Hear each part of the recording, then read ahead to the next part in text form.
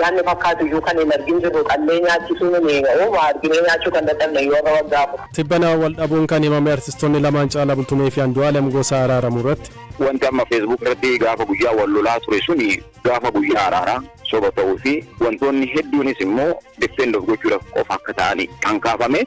Kan isiniif dhiyeessu Anzalaalam Taaddasaati turtii gaarii.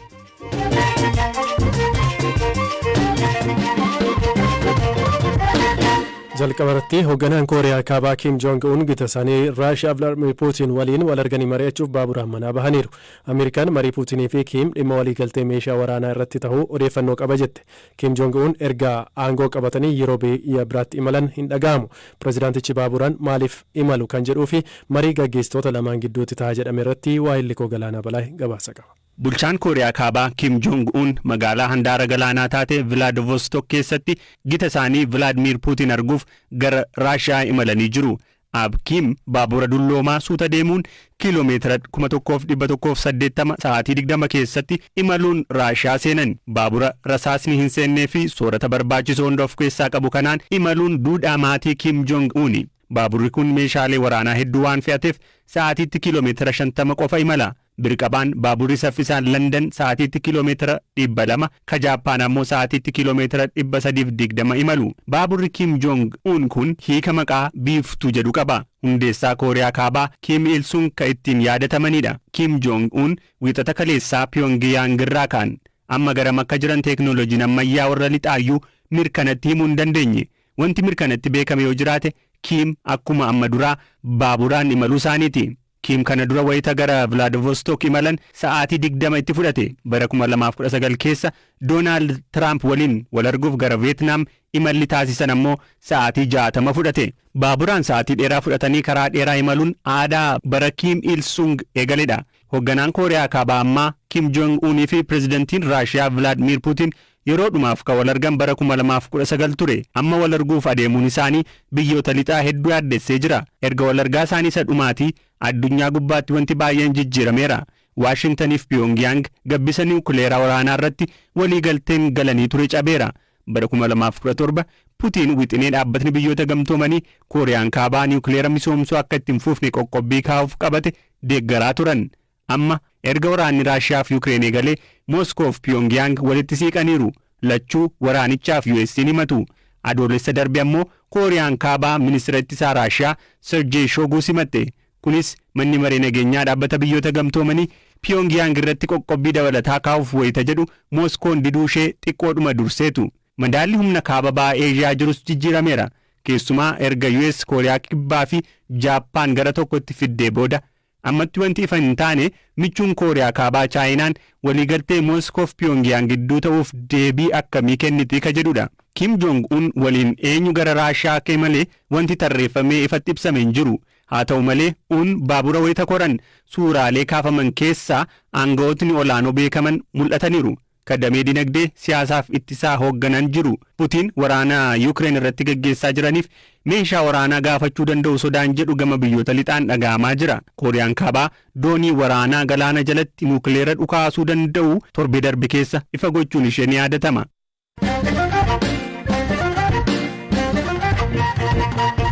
Ayyaana waggaa keessatti barri haaraan guyyaa hawwiin eegamu kan firii dhiyoo fi fagoo baga geessan jedhee itti wal gaafatu. Ayyaana waggaa haaraa guyyaa har'aan namootni kabajan hanga humna ofii dhangaa gaarii qopheeffatu. Kunneen maatirraa fagaatanii jiraatan gara maatiitti imalu. Haa ta'u malee kutaaleen hawaasaa ayyaana bara haaraa kana akka hawwii fi fedhii isaanii osoo hin taane rakkinaa fi miira gaddaan dabarsanis ni jiru. Firaaforii dhugaasa.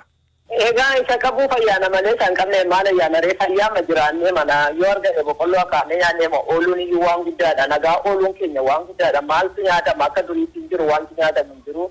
Aadde Abbaayinash Galataa abbaa warraa fi ijoollee isaanii 7 waliin godina Wallaggaa lixaa magaalaa Mandii keessa jiraatu. Bara 1990 irraa eegalee naannoo Beenishaangul Gumuz magaalaa Sedaaliin keessa gaa'ila godhatanii ijoollee sooratanii jiraachaa kan turan Aadde Abbaayinash rakkoon nageenyaa bara 2011tti magaalichatti mudate jireenya isaanii duubatti akka deebisee BBC'tti himaniiru.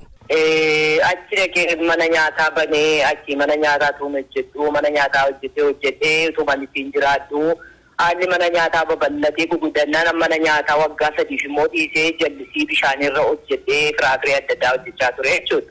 waggaa 23 hojjete allaga sana waggaa 23 taa'ee 23 hojjetee ijoollee jechuumatti hin godhattee kanatu hojjechaa jirruutu nyaachaa jirruuti gaa lolli ka'ee isaanii shittaan kaasanii lola ka'anii qabeenya jiru waan taqamnu hundumaa nu saamanii harka keenya duwwaa lubbuun baanee galle. 2012 immoo lagatti deebi'aa iddoo keessanitti deebi'aa jedhee mootummaamti nu deebisnaan deebinee iddoo sanatti tu jirru utuu dhannee haala mijeeffannee utuu hojjetiin 13 immoo amma immoo du'aa lubbuu qalanii amma namoonni qalamanitti daganaa haaraa dubbiin ka'ee 13 immoo inni duraa qabeenya isaanii ta'ee inni teellaa immoo hamma lubbuun qalamutti namooti baay'een biraa qalamanii immoo caakaa keessaa halkan 3-4 bullee galle caakaa keessaa lubbuun baanee galle. Baqatanii gara magaalaa Mandii erga deemanii boodas jireenyi akka duraanii osoo hin taane kan rakkoon guutame ta'uusaa ibsu. Addana Mandii gaafa dhufnu immoo gaafannee mana namaa jala gallee kiraayii fudhannee mana namaa jala gallee waan marganne hojjennee mana kiraayii sana kaffannaa waan nyaatamu cimee nooroon cimee baay'ee rakkina guddaa keessa jirra amma. Egaa nuun amma yoo arganne fi hoyyaasin cinaa xaafiisin qulleessinaa kokkotaasin daannaa qoraanis tarsina wanta nuyi hojjenne hin jiru waan marganne har'atiin ijoollee nyaattee bultuudha wanti hojjetamaa jiru. Ayyaanota waggaa keessaa ayyaana bara haaraa haalaan kabajaa akka turan kan himan Aadde Abbaayinash ofirra darbanii namoota harka qalleeyyii uffata uffisanii nyaata nyaachisaa akka turan himu. Haa ta'u malee waggoota 4 darbaniif kaaniif gochuu miti maatii ofiif wantoota bu'uuraa dhiyeessuun akka itti ulfaate dubbatu. Ani ayyaana Enqutaaxashii irratti amma qabeenya keenyaatti namoota 2-3 taanee hoyyaa dinnee nama nuwwisnaa oolaan qalannaa foon kana furannaa waan farsoona qabnee dhugaadha waaqayyoon galateeffannee inuma oollanne dagarsanaa waan haasa'amu. Eddiichi kan egaa kun har'a waggaa 4 waanuma ayyaanni fakkaatu iyyuu kan hin argin jirru qallee nyaachisuu ni uuma arginee nyaachuu kan dadhabne yoo har'a waggaa 4. Hoyyaan yoo xinnaate hoyyaan mataatti biqannee qalannee farsoona qabnee hiriyaa keenya waamnee buna danfifannee wajjin nu kana yaalla nutti dhaga'ama yeroo teenyu amma ayyaana waggaa yoo fakkaatu waan akka takka biifaa sababa nutti dhaga'amuuf sammuu keenyatti baay'ee bu'a baay'ee sammuutti nu bu'a. Har'ammoo mana nama lafa dhaqan hin jiru mana namaan beekamu namni iddoo dhaqan hin jiru gaafa sanaa gaafa yaadnu boo'ichaaf iyyuu teenya yaachee dhuguun dandeenyu ishee argannayyuu. Ga'eessi waggaa 45 nageenya isaaniif jecha maqaan isaanii akka hin eeramne gaafatan godina Wallaggaa ba'aa aanaa Kiiramuu magaalaa Haroo keessatti dhalatanii guddatani. Bara 2014 fulbaana keessa haleellaa hidhattoonni faannoo magaalaa Haroo irratti bananiin qe'ee fi jiruu isaanii dhiisanii gara magaalaa Kiiramuutti baqachuu himu. Durnuti akkuma qotee bulaa kamiyyuu lafa maatii keenyarraa dhaallee qotannee ooyiruu godhannee itti jiraataa turre jireenya bareedaatuma jiru Kiiramuu magaalaa Haroo seenanii waraana irratti bananii kanarraa kan ka'e lubbuun baay'een illee badee qabeenyi baay'een hin manca'e maatii mako waliin han buqqa'e maatii makan hundaa duukaa ammallee manuma kiraa nam tola nuu laatee waggaa tokko erga keessa turree booda jireenyi qaala'een mana sana narraa fuudhee kiraa laadhate ani maatii ko duukaa birrii 500 kireeffadhee doormima tokko keessa jiraataa jiran. Waan hin hojjedhu yuun qabanii hojiima guyyaa waa'uma akkama deemtee hojiima sosochiima guyyaa kana hojjetteeti yaanati waan nyaattee bultuu bitattu isheenuu sin geessu gaafa ganama nyaatte galgalan bultaa gaafa guyyaa nyaatte ganaman oolta. Hojii qonnaa fi horsiisaan kan jiraachaa turan namni kun ayyaana waggaa akka duriitti gammachuun dabarsuun amma waan hin yaadamnedha jedhu. Egaa akkuma namuma tokko wayiin tumaamaa wayiin jibicha tokko qalannee guyyaa ayyaanaatti maatii koo wajjin fira waamnee gammannee jiraanna turre. Har'a garuu ndaaqoo hin bitanne amma ayyaana dhufu kanaaf ndaaqoo hin bitanne qaala'insa jireenyaa kuntaalli xaafiin kuntaalli 8,000 kanarraa kan ka'e ayyaanni dhufu kuni fayyuma oolla malee ayyaanallee nutti fakkaachaa jiru. Amma baay'ee siyaasa si mufachiisa maatiin ayyaana waggaa irratti wayaa bittee uffistee akka fedha isaaniitti saa wayaa aadaa fedheef wayaa aadaa saa wayaa ammayyaa fedheef wayaa ammayyaa uwwistaa ayyaana irratti immoo iyyuu waan isaan fedhan dhiyeessii nyaataa dhugaatii dhiyeessitaa gaafa sana dhabdu amma miira hamaa keessa jiran amma miira hamaa keessa. Qe'ee fi horii isaaniitti deebi'anii ayyaana waggaa akka duriitti gammachuun dabarsuuf tumsi mootummaa akka isaan barbaachisu abbaan warraa kun dubbataniiru.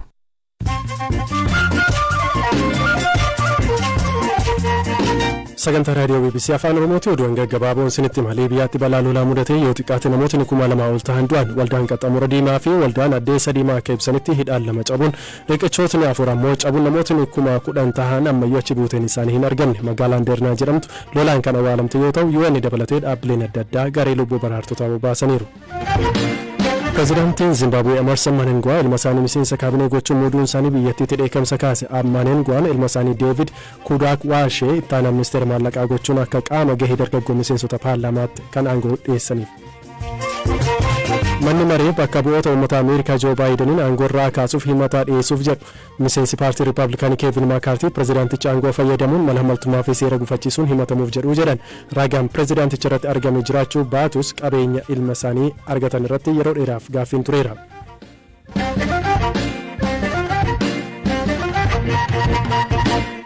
Kaayitaanutiin weellistoonni wallee afaan Oromoon bal'inaan beekaman artisti Caalaa Bultumee fi artisti Andu'aalem Gosaa torban dura walitti bu'uun isaanii miidiyaa hawaasummaa gubbaatti ijoo guddaa ta'eera. Ta'us turtii guyyoota boodaa dhimma isaanii namoota isaanitti dhiyaataniin jaarsummaan furamuu himameera. Barreessa kan ta'an obbo Yaasoo Kababaa Hordofaa namoota jaarsummaa taa'uun rakkoo artistoota lamaan gidduu jiru furan keessaati. Ammayyuu taanaa waliin turtii taasisanii weellistoonni kun lamaan himata walirratti banan maal akka ta'e himuun eegalu. Himannaa walii matan san hunda hin jiru. Ijoolleen kun dogoggoratti wantoonni akkanaa akka ta'aniifi lamaan isaaniitiyyuu haalota akka walirraa hin qabne wallee akka hin jibbine jaalala akka walirraa qaban kana kaasanii namni ogaa wal lole yookaan dhayeessi moo haa ta'u kan arrabsee si'aara. Wal loluu keessa wal faarsuun hin jiru waan ta'eef namni kamiyyuu karaa ittiin nama injifatu kaayata. Gaafa araaraa garuu wanti suni dhugaa akka hin taane maanguddoon geeddoo irra arge booddee hin haguuga dhiisi jedhaan.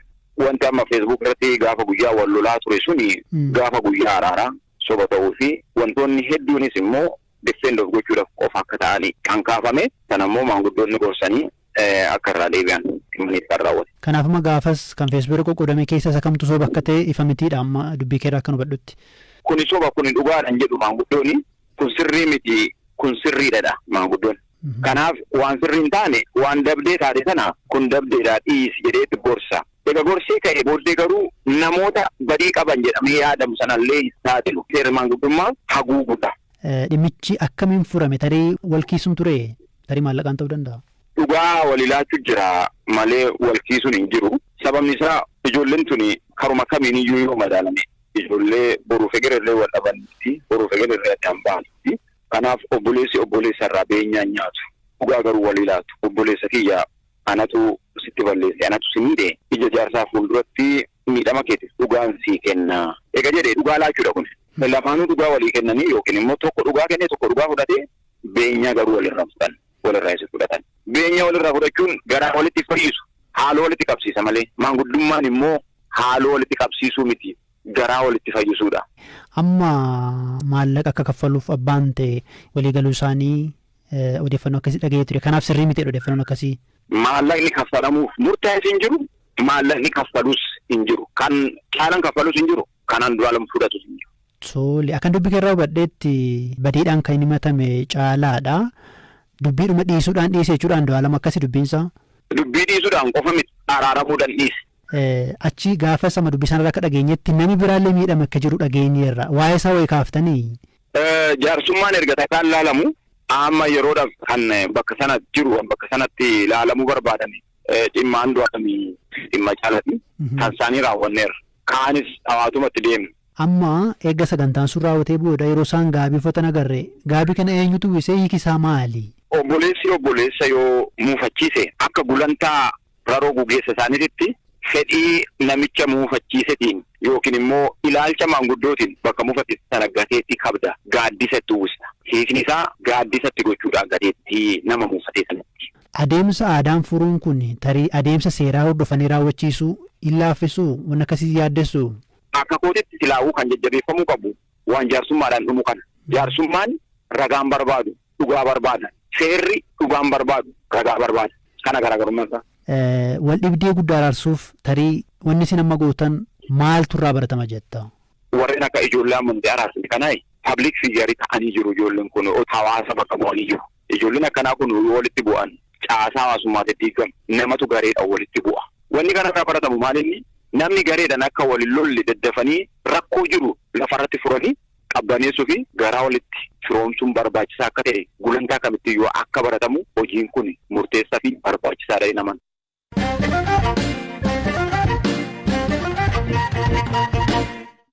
Dhaggeeffattoota keenya amma odeeffannoo ispoortii dhumarratti isinitti himna firaafolii dhugaasaa waliin ta'uutiin firaaf kamirraa jalqaba. Mee jalqaba waa'ee Paul Pogba sa'uu dandeenya taphataa Juventus kan ta'e Paul Pogbaani qoricha nama si'eessu yookaan testosteroonii fudhachuun shakkamee yeroo fi kubbaa miilarraa dhorkamee jira. Kanas kan qoratee dhaabbata farra qoricha si'eessuu xaaliyaanii ture hagayya darbe keessa kan godhe. Taphataan kun erga Manchester United bahee waan milkaa'ee hin fakkaatu. Manchester United bilisaan bahee Manchester immoo kanaan dura gara paawundii miliyoona 89 baasuun ture Juventus irraa deebisanii kan mallatteessanii kanaan dura akaadaamii Manchester United keessa ture garuu Sir Alex Ferguson erga gadhiisee gamsa guddaa irra gahee ture Juventus keessatti bara leenjisummaa Massimiliano Allegri badhaasa Ballon d'Or hanga sadarkaa sadaffaatti xumuruu yerootti dhaqqabeellee ni jira jechuudha.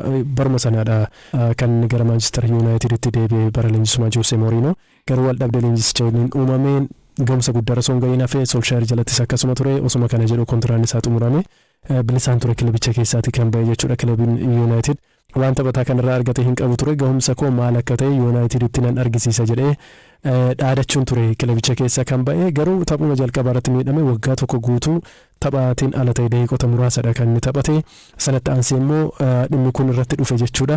Bara darbe keessa bara Pogbaati jechuun danda'ama obboleessa isaa dabalatee hiriyoonni isaallee isa himatanii ture kanaan dura itti aansee kun dhufe yoo tarii kan irratti argamu yoo ta'e waggaa tokko hanga waggaa afuriifaa isa adabsiisuu danda'a kanneen jedhan ni jiru. Taphattoonni dhimma kanaa wal qabatanii kanaan dura adabamanii beekan ni jiru.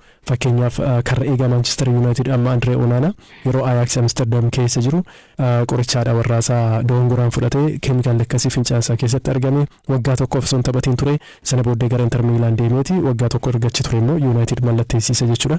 Kan biraan waa'ee Everton haasa'uu dandeenya. Kan Evertonii dhaabbata Miami keessa jiru Miami